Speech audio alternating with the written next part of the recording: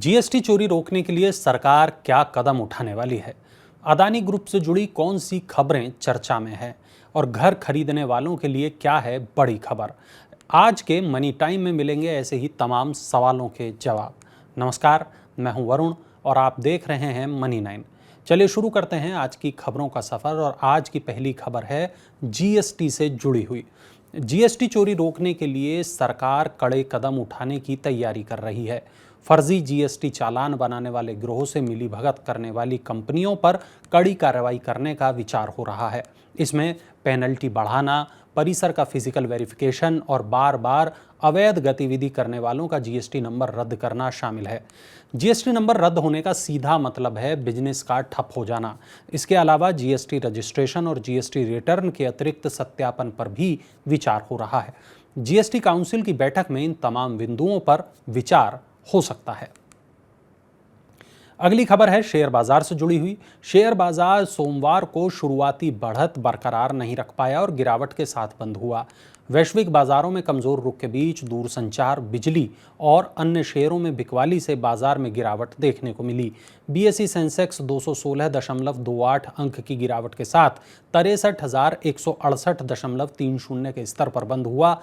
कारोबार के दौरान इंट्राडे में सेंसेक्स एक समय 336.75 अंक तक लुढ़क गया था। वहीं निफ्टी 70.55 अंक की गिरावट के साथ 18,755.45 के स्तर पर बंद हुआ। अब बात करते हैं सोने और चांदी की। अंतर्राष्ट्रीय बाजार में गिरावट को देखते हुए सोमवार को राष्ट्रीय राजधानी दिल्ली में सोने की कीमतों में गिरावट दर्ज की गई। हालांकि चांदी की कीमतों में तेजी देखने को मिली। दिल्ली सराफा बाजार में सोना 70 रुपये घटकर 60,140 रुपये प्रति 10 ग्राम पर आ गया। वहीं चांदी 230 रुपये बढ़कर 73,280 रुपये प्रति किलोग्राम के स्तर पर पहुंच गई। जानकारों का कहना है कि कारोबारियों की ताज़ा लिवाली की वजह से चांदी की कीमतों में तेजी आई है। अब बात करते हैं आपकी जेब से जुड़ी एक खबर की। पेंशन फंड नियामक पीएफआरडीए नई पेंशन स्कीम एनपीएस में से एक मुश्त रकम निकालने की शर्त को हटाने पर विचार कर रहा है। दरअसल मौजूदा नियमों के तहत एनपीएस में खाते में जमा कुल रकम में से रिटायरमेंट के समय 60% रकम निकालने की अनिवार्यता है, जबकि 40% धनराशि से पेंशन के लिए एन्युटी खरीदनी होती है। नए नियमों में एनपीएस सब्सक्राइबर्स के लिए 60% रकम निकासी की अनिवार्यता खत्म हो जाएगी, यानी खाता धारक इस राशि को 75 साल की आयु तक बरकरार रख सकता है। ग्राहकों को इस रकम में से मासिक, तिमाही या छमाही आधार पर निकासी का बेहतर विकल्प मिलेगा। वहीं खाते में जमा बकाया राशि पर भी रिटर्न मिलता रहेगा। आज अदानी ग्रुप से जुड़ी 3 बड़ी खबरें हैं। पहली खबर यह कि अदानी ग्रुप ने अपनी एनबीएफसी अदानी कैपिटल में हिस्सेदारी बेचने के लिए इंटरनेशनल स्ट्रेटेजिक और फाइनेंशियल इन्वेस्टर्स से बातचीत शुरू कर दी है। बताया जा रहा है कि अदानी ग्रुप ने अपने सभी कारोबारों में अपनी पोजीशन को रिव्यू करने के बाद अदानी कैपिटल में हिस्सेदारी बेचने का फैसला किया है। दूसरी खबर है अदानी ट्रांसमिशन से जुड़ी हुई। कंपनी 1,700 करोड़ रुपए की लोन डील पूरी करने के करीब है।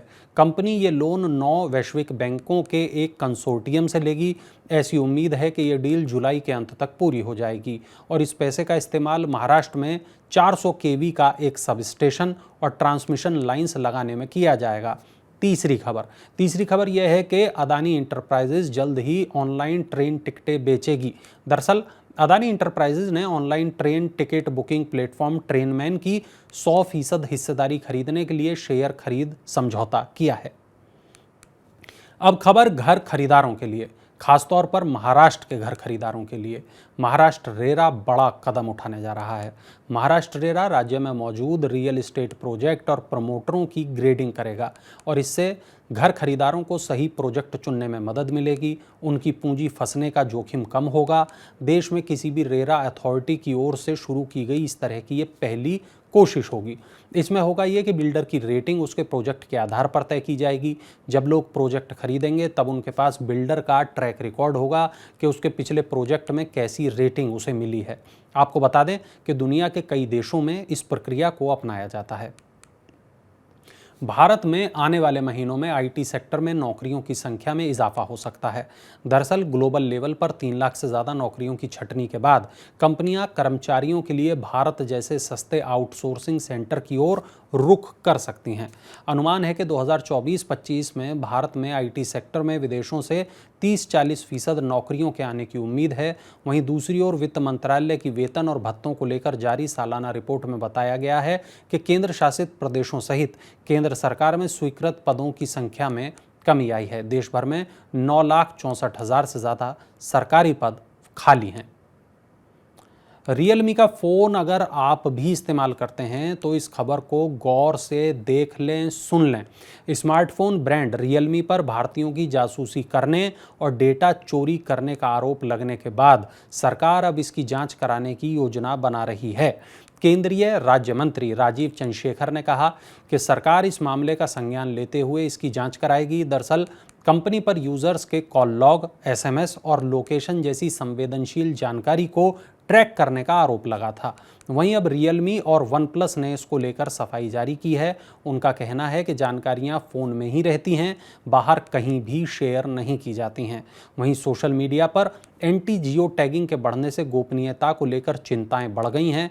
लोगों को अपने पुराने सोशल मीडिया पोस्ट से लोकेशन टैग्स को हटाना पड़ रहा है। भारतीय शेयर बाजारों में विदेशी पोर्टफोलियो निवेशकों यानी एफपीआई का निवेश लगातार जारी है।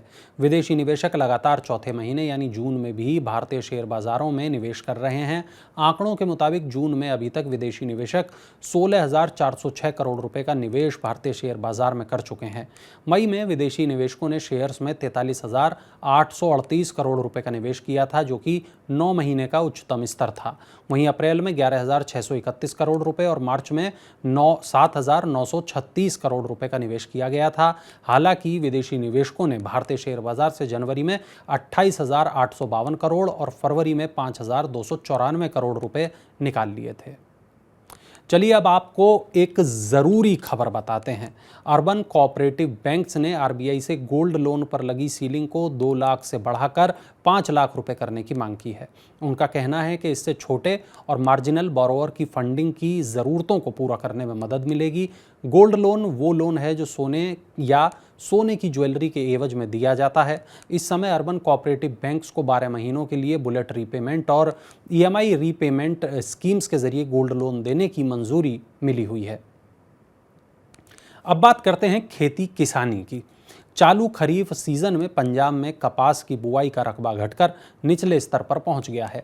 कृषि विभाग से मिली जानकारी के मुताबिक राज्य में इस साल अभी तक कपास की खेती सिर्फ 1.75 लाख हेक्टेयर में हुई है, जबकि राज्य सरकार ने इस साल 3 लाख हेक्टेयर में कपास की बुआई का लक्ष्य रखा था। कृषि विभाग का कहना है कि बीते 2 साल में कीटों के हमले की वजह से कपास की फसल को काफ़ी नुकसान पहुंचा है। वहीं समय पर बारिश नहीं होने से भी इसकी खेती पर नकारात्मक असर पड़ा है। विशेषज्ञों के मुताबिक इस साल कपास की बुआई कम करने वाले किसानों का रुझान बासमती धान की फसल की ओर बढ़ सकता है। 2021-22 में पंजाब में 2.51 लाख हेक्टेयर में कपास की बुआई हुई थी। पतंजलि फूड्स लिमिटेड ने अगले 5 साल में 1500 करोड़ रुपए के निवेश करने की योजना तैयार की है।